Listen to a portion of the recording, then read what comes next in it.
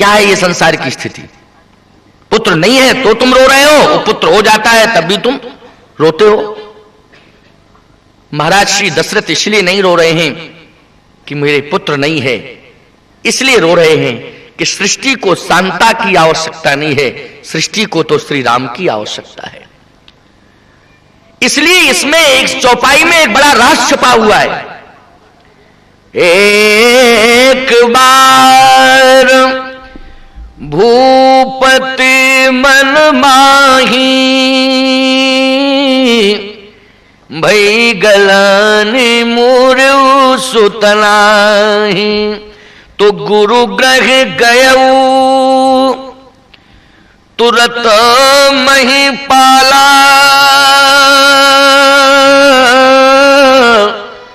तो चरण लागे कर विनय विशाला निज दुख सुख सब गुरु सुनायु तब वशिष्ठ बहुविधि समझायु। गुरुदेव के पास पहुंचे, वशिष्ठ जी महाराज के चरणों में प्रणाम किया और जैसे प्रणाम किया तो निज दुख और सुख गुरु ही सुनाए। निज दुख और फिर सुख, तो दुख किस बात का है भाई? दुख इस बात का है कि मेरे पुत्र नहीं है, और पुत्र सृष्टि को सुख देने वाला है, इसलिए सृष्टि में सुख नहीं है, इस बात का दुख है। किसमें सुख नहीं है? सृष्टि में। सृष्टि में सुख कैसे मिलेगा? क्योंकि सुख देने वाले कौन हैं? आनंद देने वाले कौन हैं? आनंद भौतिक संसाधनों से प्राप्त नहीं हो सकता है। जीवन का सच्चा आनंद तो श्री राम को प्राप्त करने में है, क्योंकि जो आनंद सिंधु सुख रसी सी करते त्रैलोक सुपासी सो सुख धाम राम यस नामा ओ अखिल लोक दायक विश्राम। सो सुख धाम राम असनामा। इसलिए दुख इस बात का है कि सृष्टि में श्री राम की जरूरत है सृष्टि को, इसलिए श्री राम नहीं है। और सुख इस बात का है कि आज मैं गुरुदेव के चरणों में प्रणाम कर रहा हूं। देखो, जिस दिन गुरुदेव का चरण प्राप्त हो जाए ना, उस दिन ये समझ लेना चाहिए कि जीवन को बहुत कुछ प्राप्त हो गया, बहुत कुछ मिल गया। मिल गया कि नहीं? क्यों? क्योंकि आचरण तुम अच्छा बना नहीं पा रहे हो, बहुत प्रयास कर रहे हो, लेकिन फिर भी आचरण तुम्हारा नहीं बन पा रहा है। लेकिन याद रखना, उदास होने की आवश्यकता नहीं है कि हम आचरण अपना ठीक नहीं कर सकते हैं तो मुझे भगवान नहीं मिलेंगे। एक बात का ध्यान रखना, यदि तुम आचरण को स्वीकार नहीं कर पा रहे हो तो फिर एक ही उपाय है भगवान को प्राप्त करने का। अगर तुम आचरण से गिर गए हो तो गुरुदेव के चरणों को पकड़ लेना, भगवान की कृपा हो जाएगी, वो भगवान का दर्शन मिल जाएगा। क्योंकि गुरुदेव के चरणों की यही विशेषता है कि श्री गुरु पद नख मणि गण ज्योति सुमरत दिव्य दृष्टि ये होती। गुरु जी का चरण जिस दिन तुम पकड़ लोगे उस दिन तुम्हारी दृष्टि का दृष्टिकोण बदल जाएगा, और जब दृष्टिकोण बदलेगा तो आचरण अवश्य ही सुधर जाएगा। सुधरेगा कि नहीं आचरण? क्योंकि दृष्टिकोण से ही तो आचरण बनता है और बिगड़ता है। इसलिए गुरुदेव के द्वारा रात्रि की सभा में मैंने कहा था कि भगवंत ने हमको दृष्टि दिया है, लेकिन संत सदगुरुदेव ने हमको दृष्टिकोण दिया है। समझ गए हो ना? इसलिए गुरुदेव के चरणों को अवश्य पकड़े रहना। मैं निवेदन करना चाहता हूं आपसे कि महाराज श्री दशरथ ने जैसे प्रणाम किया तो वशिष्ठ जी ने कहा कि अच्छा क्या इच्छा है? कहे महाराज, भाई गलान मोरी सुत नहीं है। तो एक सुत प्राप्त करने के लिए गए थे, लेकिन वशिष्ठ जी महाराज ने तो ऐसा आशीर्वाद दे दिया कि धरहूं धीर हुई है सुत चारी, त्रिभुवन विदित भगति भयहारी। धरहूं धीर हुई है सुत चारी, त्रिभुवन विदित भगति भयहारी। धरहूं धीर हुई है सुत चारी, त्रिभुवन विदित भगति भयहारी। हमको गाना नहीं आता है, लेकिन कभी कभी गा देता। अच्छा अच्छा अच्छा। तो मैं निवेदन करना चाहता हूं, देखो मैं पहले ही बता देता हूं, लेकिन आप लोग फिर भी अच्छा संगत कर रहे हो हमारे साथ, अब अभ्यास हो जाएगा गाने का। तो मैं आपसे निवेदन करना चाहता हूं कि धरहूं धीर हुई है सुत चारी, 4 पुत्र होंगे। ये नहीं कहा कि 2 होंगे, भाई एक मांगा था तो 2 के लिए कह देना चाहिए था कि चिंता मत करो, तुम एक की आशा लेके आए हो, मैं आशीर्वाद देता हूं कि 2 पुत्र होंगे। या ये कह देना चाहिए कि 3 पुत्र होंगे, ब्रह्मा विष्णु महेश जैसे, क्यों भाई 3 होंगे। या ये कह देना चाहिए था कि 5 होंगे या 6 होंगे। या ये कहना चाहिए था कि 10 होंगे या 8 होंगे। लेकिन 4 का योग क्यों बिठाला गया, 4 पुत्रों के लिए क्यों कहा गया? तो आप कहोगे 4 की संख्या अच्छी होती है, तो क्या 2 की संख्या खराब होती है? लेकिन इसमें संख्या का क्रम नहीं है, इसमें क्रम इस प्रकार का है। एक संत का मत है, एक हमारे देश के बड़े विद्वान हुए हैं, इस समय वो नहीं है, साकेतवासी हो चुके हैं। उन्होंने कहा कि 4 फल हैं ये, अर्थ धर्म काम और मोक्ष। लेकिन एक मैं मत देता हूं, संतों का मत, क्योंकि विद्वानों के मत में और संतों के मत में अंतर होता है, इसलिए मैं अच्छा भाई, अर्थ धर्म काम मोक्ष उनका ये मत है, मैं इस मत का स्वागत करता हूं। लेकिन संतों का जो मत है कि ये 4 क्या है, यह 4 फल नहीं है। लेकिन किसी विद्वान के मत से फल हो सकते हैं, लेकिन संतों ने कहा कि हम लोगों के मत से तो ये 4 सृष्टि की प्रमुख व्यवस्थाएं हैं। ये अलग से भाव है, समझ लीजिए। सृष्टि की ये 4 प्रमुख व्यवस्थाएं हैं। याद रखना, अमेरिका का संतुलन अमेरिका का राष्ट्रपति नहीं बनाए बैठा है। भारत का संतुलन भारत का राष्ट्रपति और प्रधानमंत्री नहीं बनाए बैठा है। अगर प्रधानमंत्री और राष्ट्रपति के हाथ में भारत का संतुलन होता तो जम्मू कश्मीर में भूकंप नहीं आता, गुजरात में भूकंप नहीं आता। ये सरकार के बस की बात नहीं है। ना गुजरात सरकार व्यवस्था ये दे सकती है, ना उड़ीसा की सरकार दे सकती है, ना किसी प्रांत की सरकार दे सकती है, ना भारत सरकार दे सकती है।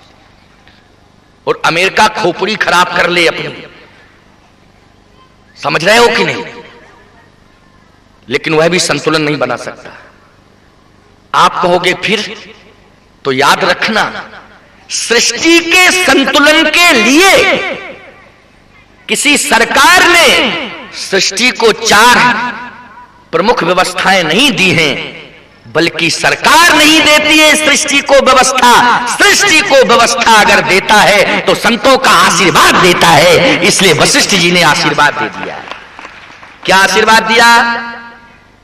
धरहूं धीर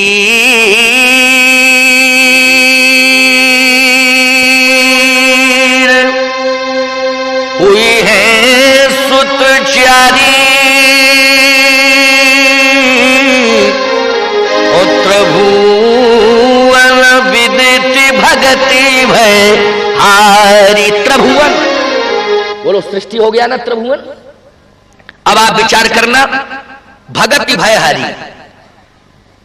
तो 4 सृष्टि को कौन कौन सी व्यवस्थाओं की आवश्यकता है? 4 प्रमुख व्यवस्थाएं कौन कौन सी हैं? तो समझना, पहली व्यवस्था, संपूर्ण सृष्टि को आनंद की आवश्यकता है। किसकी आवश्यकता है? आनंद की आवश्यकता, तो आनंद कौन देगा? याद रखना, शतरंज खिलाने वाला और खेलने वाला नहीं देगा आनंद। क्रिकेट का खिलाड़ी सचिन तेंदुलकर आनंद नहीं दे सकता है, समझ लेना। नाचने वाला अमिताभ बच्चन आनंद नहीं दे सकता है। आनंद कौन देंगे? ये तो सब तुम्हारा क्षणिक आनंद है ना। थोड़ा सा तुमने देखा, आजकल टीवी पर प्रचार आता है ना, सत्य के बारे में भी लोगों ने जाने क्या क्या नहीं निकाल दिया। एक बार मैं टीवी देख रहा था तो उस पर आया एक लड़का, बोला मम्मी आज का सत्य क्या है? कहा हमाम। एक हमाम साबुन का प्रचार आया ना कि तो वो लड़का कहता है मम्मी आज का सत्य हमाम। हमाम है सत्य, धर्म न दूसर सत्य समान, है ना कि हमाम। याद रखना, ये सब धर्म का जनाजा निकालने के लिए टीवी पर टेलीविजन पर आ रहे हैं और ऐसा दुष्प्रचार लोगों ने कर रखा है। मैं तो कहता हूं कभी कभी धर्म का संदेश देने वाले लोग ही धर्म का विरोध करने के लिए टेलीविजन पर आ जाते। एक बार, मैं किसी का नाम नहीं ले रहा हूं लेकिन आप सब समझदार बैठे हैं, एक बार एक गुरु ने आदेश दिया कि हम कल 7:30 बजे टेलीविजन पर दीक्षा देने के लिए आएंगे।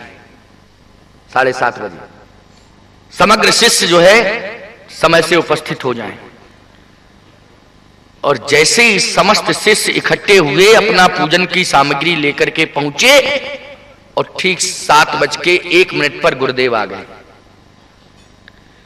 उन्होंने कहा पवित्र हो जाइए। पहले सब शिष्यों ने उस विधि से अपने आप को पवित्र किया, क्योंकि बताने वाला तो कोई था नहीं।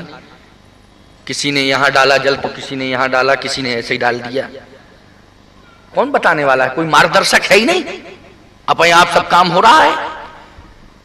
बस कहा अब आप लोग तैयार हो जाइए। हाँ, कान को टीवी के सामने करिए। और जैसे कान को टीवी के सामने शिष्यों ने किया, इतने में लाइट चली गई। अब गुरु चले गए और चेला अपने घर चले गए और सारी पूजन की सामग्री वहीं नीचे गिर गई। बताइए क्या है ये सब? यह सब धर्म के साथ खिलवाड़ हो रहा है। यह हमारे सनातन धर्म की परंपरा नहीं है।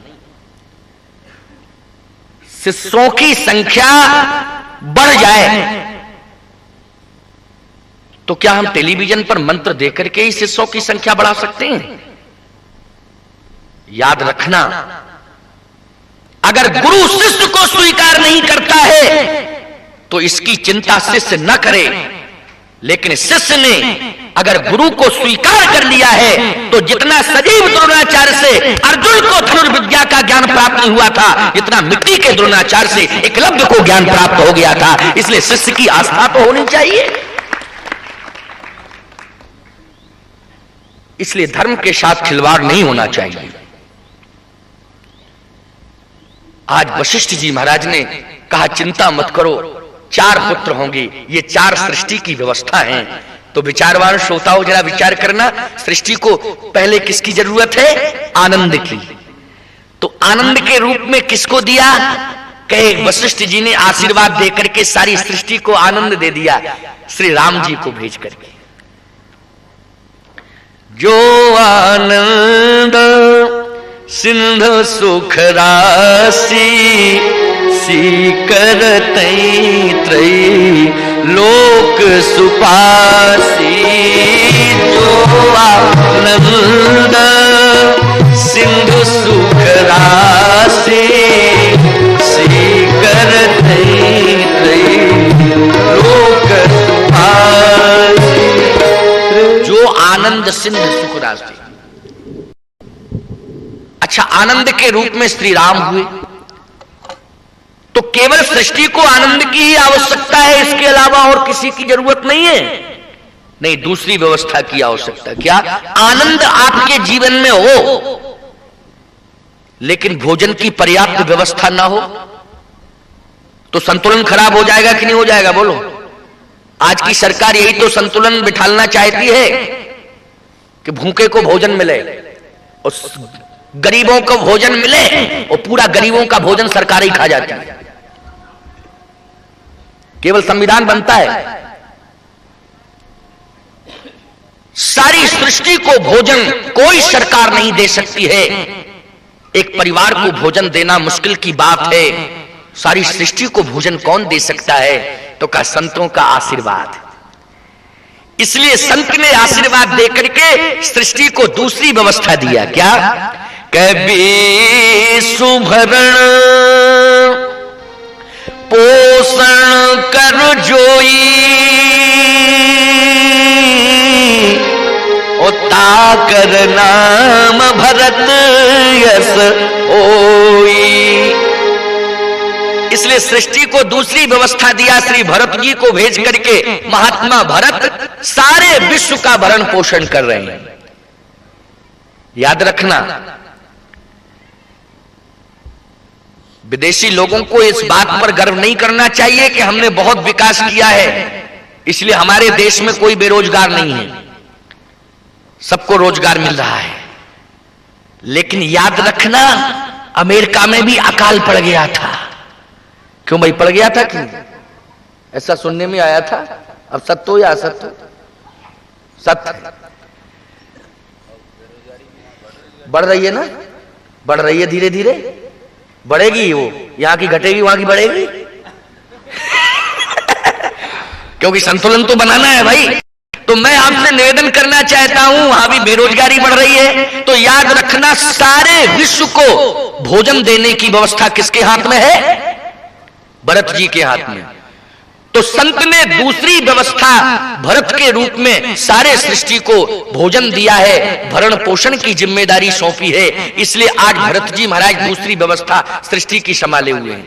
अच्छा, भोजन भी आपको मिले, आनंद भी आपको मिले, लेकिन याद रखना, ओसामा बिन लादेन जैसे राक्षस आपको परेशान करने लगे तो भोजन और आनंद 2 सेकंड में छिन जाएगा आपका कि नहीं छिनेगा? बोलो।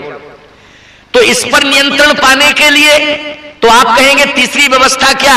इसके लिए भी दी गई है। हाँ, बहुत बढ़िया बात है। तीसरी व्यवस्था के रूप में कौन है? कह जाके सुमरण तेरी पुनासा, ओ नाम शत्रुघ्न वेद प्रकाशा। नाम शत्रुघ्न वेद प्रकाशा। अब आप कहोगे शत्रुघ्न शत्रुघ्न नाम लेने से क्या राक्षस मर जाएंगे? तो याद रखना, हमारे यहां शत्रुघ्न को वेद प्रकाशा, वेद का अवतार शत्रुघ्न को माना गया है। किसका अवतार माना गया?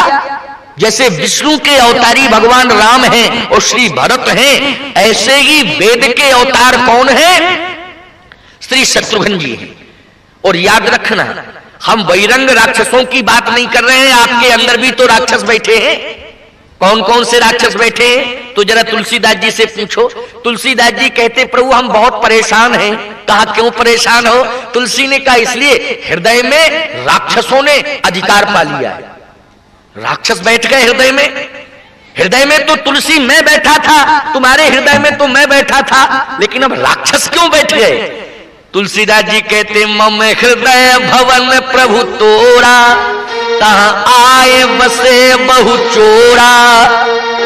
मम हृदय भवन प्रभु तोरा, तहां आए बसे बहु चोरा।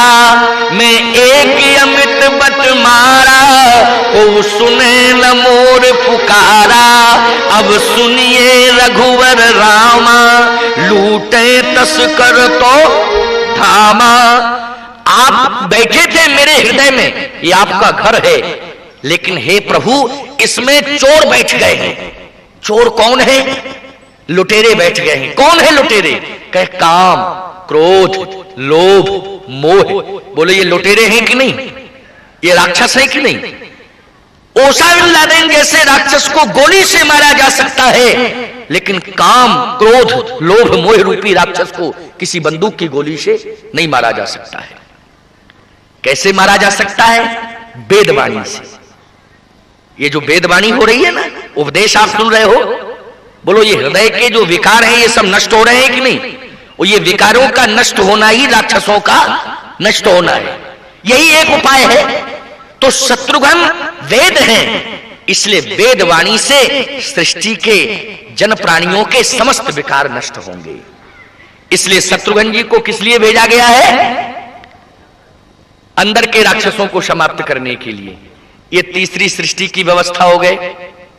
अच्छा, चौथी व्यवस्था क्या है? तो याद रखना, चौथी व्यवस्था यह है कि राक्षस भी अंदर के समाप्त हो जाएं, आनंद भी मिल जाए, भोजन भी पर्याप्त मिले, लेकिन हम रात को सोएं और सुबह जाग ना पावे, और मकारा नींव ऊपर हो जाए और लेंटर नीचे हो जाए। बोलो भाई, तो सारा आनंद भोजन 2 सेकंड में समाप्त हो जाएगा। इसलिए पृथ्वी का संतुलन बनाने के लिए चौथी व्यवस्था के रूप में लक्षण धाम राम प्रिय सकल जगत आधार, ओ गुरु वशिष्ठ तहि राखेऊ लक्ष्मण नाम उदार। इसलिए लक्षण धाम राम प्रिय सकल जगत आधार। ये पृथ्वी किसके ऊपर है? किसके ऊपर है? शेषनाग के ऊपर। और ये शेष को किसने भेजा है? महात्मा वशिष्ठ के आशीर्वाद में भेजा कि नहीं भेजा? इसलिए ये सृष्टि के लिए 4 व्यवस्थाएं हैं। इसलिए 4 व्यवस्था के रूप में ये 4 पुत्र हैं। पहली व्यवस्था मैंने बताई आनंद, दूसरी व्यवस्था भरण पोषण, तीसरी व्यवस्था कि जो हृदय में राक्षस हैं उन राक्षसों को समाप्त करने के लिए शत्रुघ्न जी का योगदान, और पृथ्वी के संतुलन के लिए श्री शेषनाग का योगदान। समझ रहे हो ना? ये 4 व्यवस्थाएं। तो ये किसके आशीर्वाद से मिली 4 व्यवस्थाएं? संत के आशीर्वाद से।